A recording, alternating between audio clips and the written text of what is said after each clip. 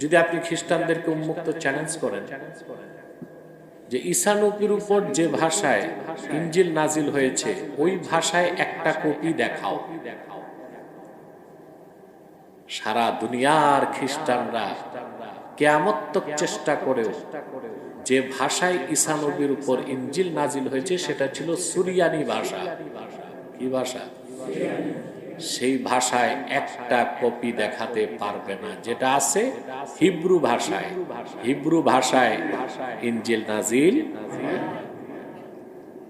চিন্তা করেন, যে ভাষায় কিতাবটা নাজিল হয়েছিল রিজেক্ট হয়ে গেছে, রহিত হয়ে গেছে, কিন্তু সেই রিজেক্টেড বা রহিত কিতাবটা মূল ভাষায় দেখানোর ক্ষমতা খ্রিস্টানদের নাই।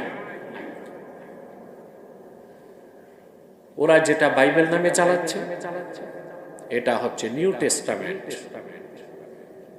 এখানে কিছু গল্প গুজব আছে, উপন্যাস আছে, কিছু গাঁজাখুরি কেচ্ছাও আছে। গাঁজাখুরি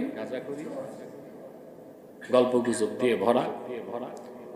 বাইবেলের 11টা সংস্করণ, 11টা সংস্করণে 11 রকম কথা।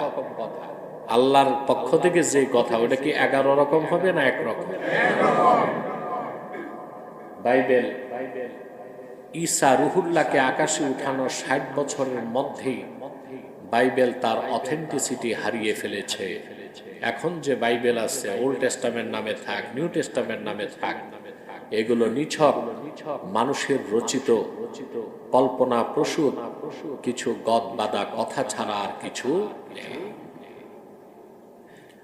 কিন্তু আল্লাহর আখির নবী মুহাম্মদ সাল্লাল্লাহু আলাইহি সাল্লামের উপর অবতীর্ণ কোরআন আল্লাহ কিয়ামত তক নিজ দায়িত্বে রেখেছে।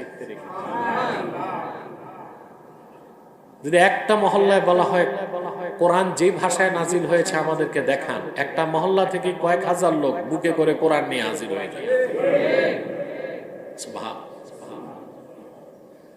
হাজার হাজার হাফেজ দাঁড়িয়ে যাবে যে আমার বুকে 30 পারা কোরআন আছে।